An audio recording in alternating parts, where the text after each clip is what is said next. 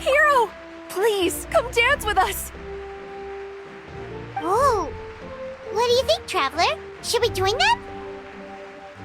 All right, Paimon's always willing to try something new.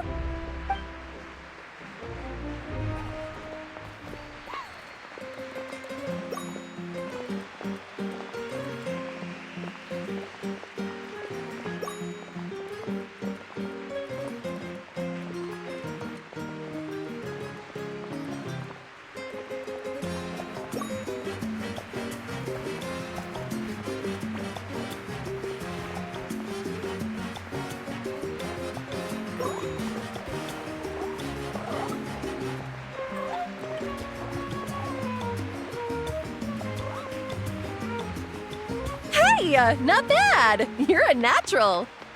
Let's hear it for our hero!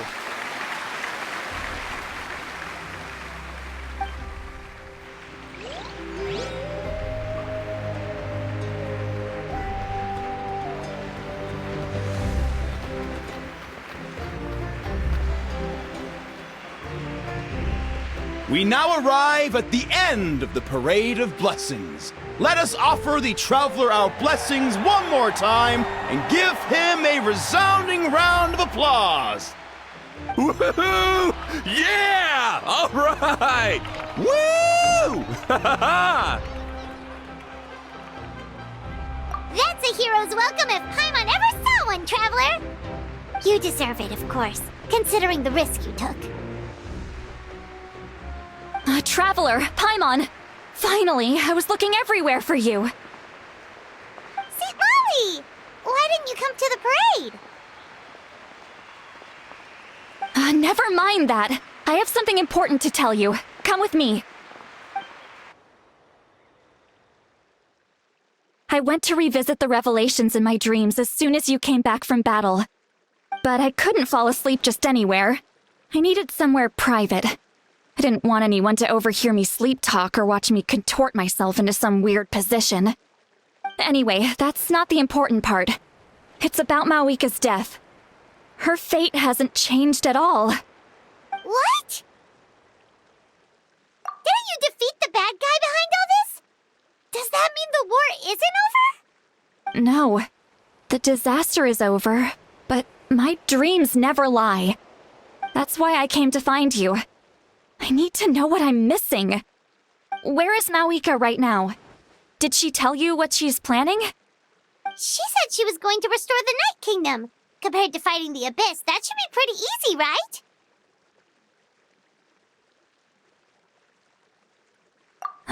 Easy? Not so much. We can't restore the ley lines without the Lord of the Night, and I'm not sure she has enough power to do it on her own. The Lord of the Night is weak right now. She told us that herself, remember?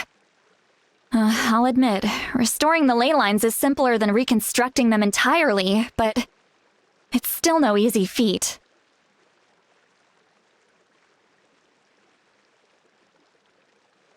True. If the Lord of the Night could restore the ley lines by herself, all Mavuika would need to do is tell her we won. Not even that. The Lord of the Night knows the ley lines better than anyone. I'm sure she knew of your victory before us all. Point being, this matter is far more complicated than the Archon made it out to be. We need to get to the bottom of this. Mavuika has accepted her death, remember? For her to let someone else dictate her end, there can only be one possibility. She must think the outcome of her death is worth it. The moment Mavuika used the Ruler of Death's power, death was demanded in return. Not necessarily as repayment for her aid, but as a rule. That means Mavuika doesn't have to just sacrifice herself to the Ruler of Death. She can still use her death to get something in return. Then, let's get going! Where do you think she went? Could it be where we found the source mechanism? The Lord of the Night should now be able to appear anywhere in Natlan. What we need to know is where the Ruler of Death can be summoned. According to the Lord of the Night, the Ruler of Death is one of the Shining Shades, an extremely elusive figure. Even woven scrolls dating back thousands of years have nearly no mentions of her. Right! Xbalanque created the rules of Natlan by borrowing power from the ruler of death. That means he's met her before. Wait, do you think Xbalanque could have met the ruler of death in Cinder City? The one they call... Natlan? It's very likely. After all, Natlan was built on the site of a previous dragon city. It's known as the first city of the Pyro Archon. Alright, then let's head over right away! It's not easy to get there, so follow me. I'll take you.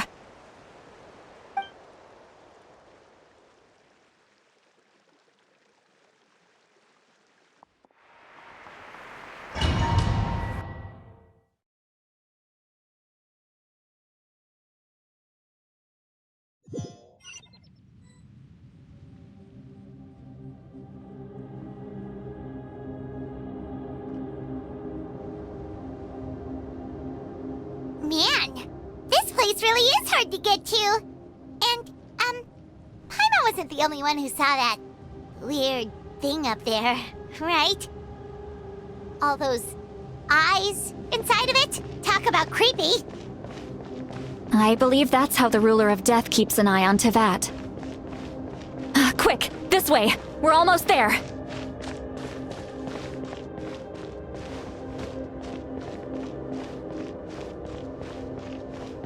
Look! It's Mavuika!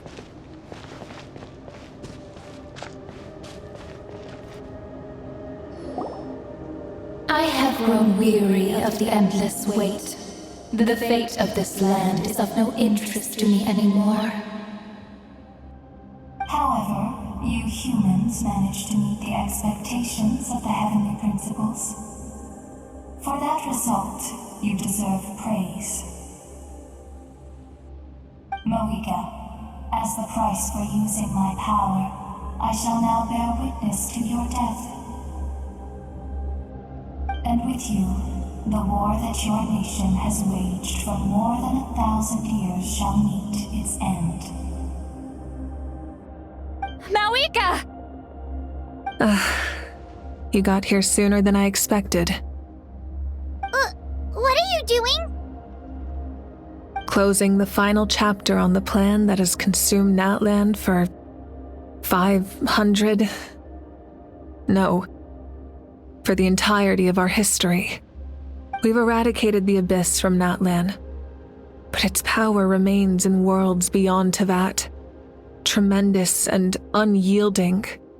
Only by completely restoring the Night Kingdom can we defend against its corrosion in the long run. But the architect of the Night Kingdom is near her end. She lacks the power for such a task. And worse still, if her life force is depleted, the rules of Natlan disappear along with her. We have no need for the Ode of Resurrection right now, but it remains Natlan's strongest defense should the Abyss return one day. So, you're planning to... Yes. My plan is to once again place my life within the sacred flame. 500 years ago, I gave my life for the chance to be reborn in this era. A chance to see all my plans to completion. And now, to sustain the Lord of the Night, I will give my life once more. I respect your decision, Mavuika. But this method requires an immense sacrifice. The flames of your life force are exceedingly strong. But a life sustained by fire is one destined to die out one day. What will you do then? I've thought about that. With the Abyss out of the picture for now, the Sacred Flame's power will be consumed at a much slower rate. My life force should be able to sustain it for another 200 or 300 years. Future Pyro Archons will continue to seek new sources of fire. As long as Natlan's legacy endures, the Night Kingdom will survive, impervious to the Abyss. Once again, you place hope in the hands of the future. But the pilgrimage can replenish the power of the sacred flame. We can give it that meaning. Why shoulder this burden by yourself? Because I want the pilgrimage to change. The pilgrimage was an essential part of our struggle against the Abyss, a grand competition full of promise and glory. But it also chained our people to an inescapable destiny. Fear and anxiety have been our constant companions. We knew what the consequences would be if we laid down our arms. Morality left us with no other choice. And so, Natlan became the nation of war. This is where Xbalanque defeated the dragons and granted our people the liberation of their flesh. And now, in the same place, I have the chance to grant them the liberation of their spirit. There will be no war, only competition, one fueled by our dreams for the future rather than a desperate struggle for survival. A new future deserves a new meaning, a chance to take a definitive step forward. Very noble indeed. But what does any of this have to do with you? You speak of duty, but not yourself. In my eyes, Mavuika, you are not inherently special. A child of Natlan among countless others. Yes, the situation is urgent, and the ley lines must be restored right away. But it is too heavy a burden for you to shoulder alone. That is where we differ, Lord of the Night. You see all humans as the same, but I understand what it means to be a leader. A leader is swift and decisive in the face of reality. Someone capable of making the right choice even when there are no good options on the table. Sacrificing the remainder of my life to help Natlan overcome this crisis. That is the right choice. After all, leadership is built on the trust of ordinary people. Without them, there is no Archon. The people look to their leader to make the world a better place and stand up for them when it counts. For that reason, I must see my duty through to the very end. But what about you, Mavuika? You still haven't talked about what you want. Is it that unimportant to you? It's not important, Citlali. There is nothing more important than protecting the future we built together.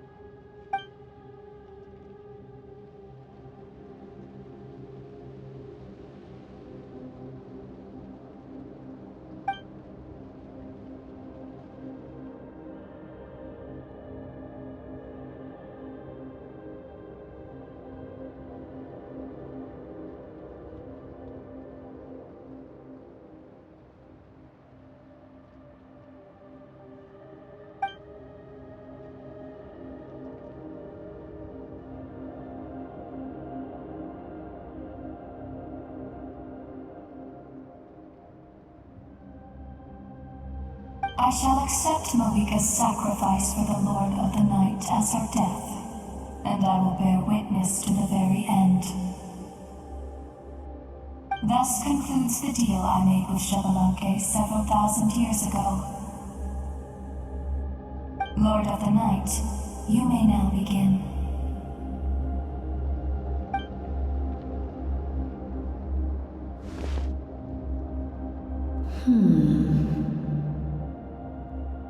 What are you waiting for?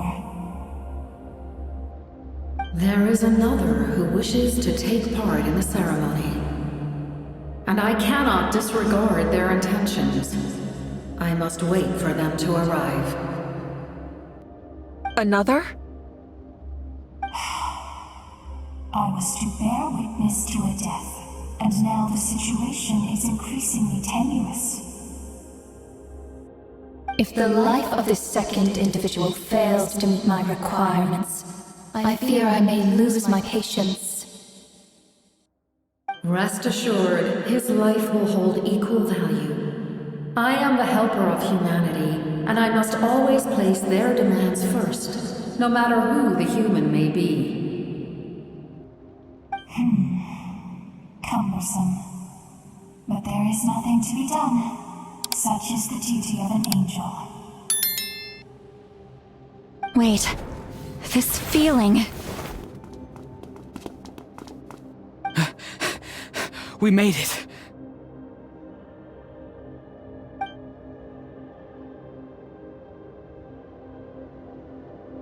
Thank you for showing me the way. The captain?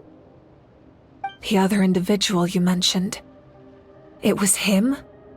Indeed. Like you, he carries many lofty ideals. Mavuika, I understand how you feel, and if I were an ordinary mortal, I would have no reason to stop you. But like you, I've been waiting for this day for too long, and I can offer a better solution. You created this new future, and you deserve to guide its direction. Your life should not end here. But death is the end I have been trying to reach all along. I have come this far to use my death to open the gates of the ley lines to my people. Your people? That's right. They have been with me for the past 500 years. But how? Carrying that many souls within you? There's no way you could keep your consciousness intact. Besides, you weren't affected by the source mechanism like I was. Do you still remember the voice that you heard? It came from my heart. With the help of technology from Conria, my heart was modified to convert memories and souls from the ley lines into knowledge. As a result, I became extremely sensitive to souls, and developed the ability to sense their presence, much like yourself. After encountering countless lost souls during the disaster 500 years ago, I forsook the capacity for knowledge granted by the modification, and used my heart as a vessel instead. The lives of my comrades, as well as many Natlanese, have been stored here ever since. And you want to send them home? Yes. The ley lines will not accept them. But by merging my existence with the Lord of the Night, I can become master of the ley lines and change the rules entirely. He expressed this to me, and I agreed. The captain envisions a kinder and fairer set of rules for humanity. In addition, he aims to challenge the authority of the ruler of death. In a word, his goal is revenge. Revenge? After all, it's because of her that I bear the curse of immortality, the curse of absolute life. I now understand that which you seek. Then, bear witness to my resolve and hatred. The people of Conria committed grave sins, and for that, we were cursed to suffer endless physical torment, cursed to witness the demise of everything we held dear. But most of us were innocent. Most of us knew nothing of the Five Sinners' exploitation of abyssal power, myself included. If I sacrifice my life for the Lord of the Night, you get the death you desire. But at the same time, the curse of immortality would negate the very death you seek. Left unresolved, that paradox could uproot the natural order of this world. Even you, great ruler of death, lack the capacity to bear the consequences of that outcome. Your curse is now the tool with which I will overturn the oppression of the gods. This is my challenge to you. Forsake one of your rules. The choice is yours. Your new heart has limitless potential, and you have wielded it with bravery and honor. I grant you the title of Sentinel Knight. Like the four pillars of strength, you will continue to safeguard the glory of Conria. The glory of Conria. Our land, our dignity, and every comrade who fights alongside us. The Night Kingdom is almost destroyed. Our fallen soldiers, your comrades, they have nowhere to go. What are you doing? Are you taking all their souls with you? You're just an ordinary person. You can't bear that kind of burden. No hero should have to wander alone.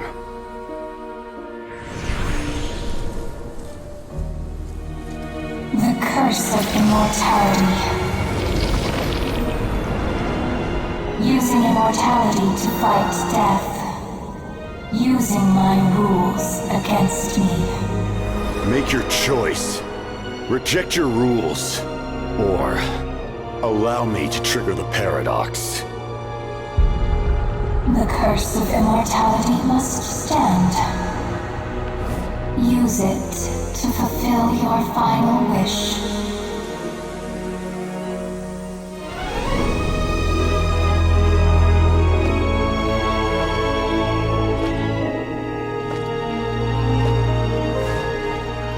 Well fought, my lord. Thank you for everything.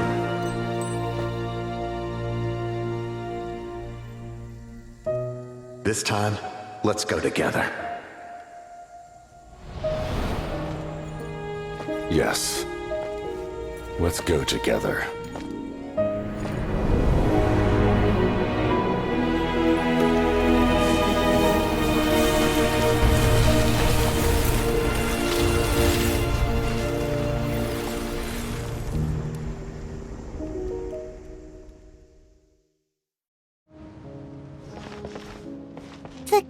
Captain, The curse of immortality still exists. Does that mean the captain will never move from this place? Lord of the Night, is the captain still with us? There is no need to pursue traces of him. For those cursed with immortality, release from the mortal coil is the greatest form of peace. Even so, please pass on my gratitude.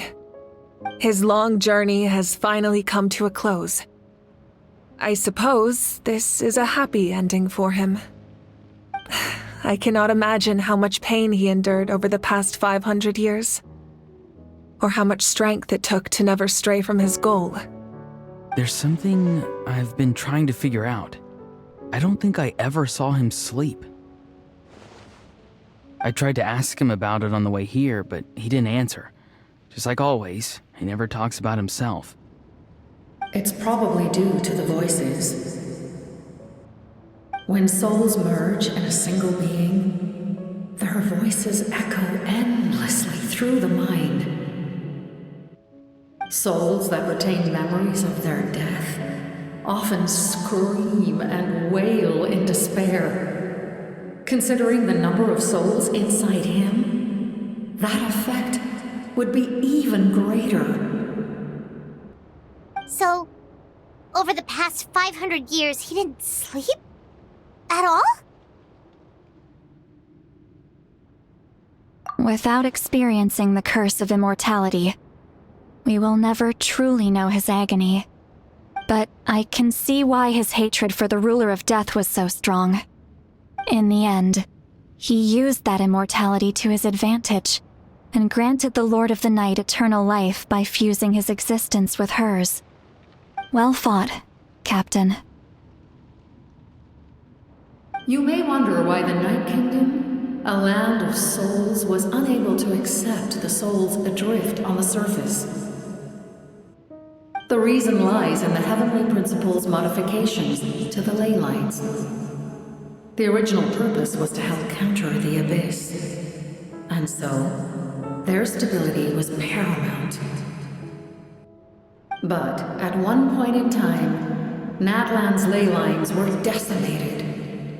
Even after reconstruction, the rules needed for the Ode of Resurrection made it impossible to reconnect the ley lines to other nations. That unique quality is precisely what drew the captain to Natlan. Did he try the same thing in other nations? Yes, but all those attempts ended in failure. He fought to save Natlan not only to defeat the Abyss, but because this is the only land where the souls within him could find salvation. We met not long ago to talk about that very possibility, and I confirmed the feasibility of his plan. I, too, recognize the need to change the rules of the ley lines. Not only for the souls that wander this land, but for the outlanders that may perish here in the future. In the eyes of the heavenly principles, that kind of change is extremely risky, if not impermissible. But, as an angel, I have a duty to serve humanity. Such is my mandate. Thank you for everything. Citlali, when I gave you the Pilgrim's Chronicle, I said something rather pessimistic to you. Do you remember? How many years of life are enough? 10? 100? I thought it made no difference. But now, I have the chance to live forever. I am immensely grateful to humanity for this gift, and I am deeply sorry I thought so little of it in the past. You don't need to thank us. You bear a heavy responsibility. Heavy? No. That responsibility is the purpose of my existence. Farewell, humans. Creators of miracles. A new era awaits you. Looks like she returned to the Night Kingdom. So, this was the captain's goal all along. He fought to the end for all those souls and challenged the rules of the world in the process.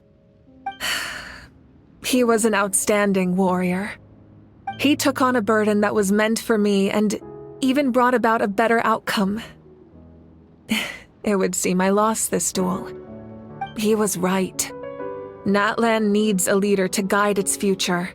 If not a successor, then that responsibility will continue to be mine to bear. But for now, let us pay our final respects to this fallen hero.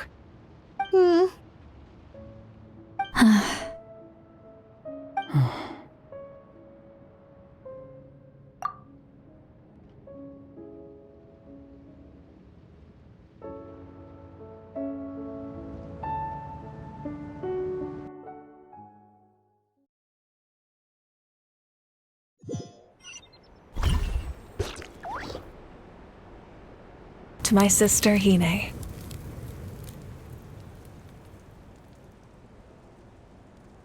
I know all that remains in the Night Kingdom is your memory, but I still wanted to write a short letter to tell you about the situation after the war.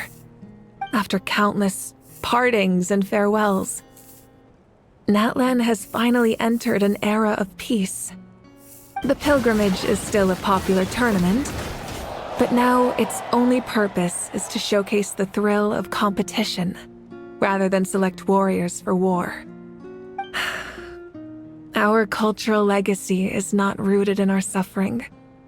In this era of peace, Natlan's fire will burn brighter than ever. With the restoration of the Night Kingdom, our people are now free to leave our borders, and many have set their sights on the wonders of Tibet. I'm sure many exciting and eye-opening adventures await them. And although our battle scars will fade, the stories of our heroes will never be forgotten. When a new you returns to this land one day, I know you'll recognize the significance of this war and all we lost. The land we love has not been destroyed, but grows stronger by the day. I will forever be grateful that I got to see you again. And when the flames deliver this letter to you, I hope you know how much I miss you. I actually got the chance to finish this painting. And not a moment too soon. It's time to bid farewell to all the fallen.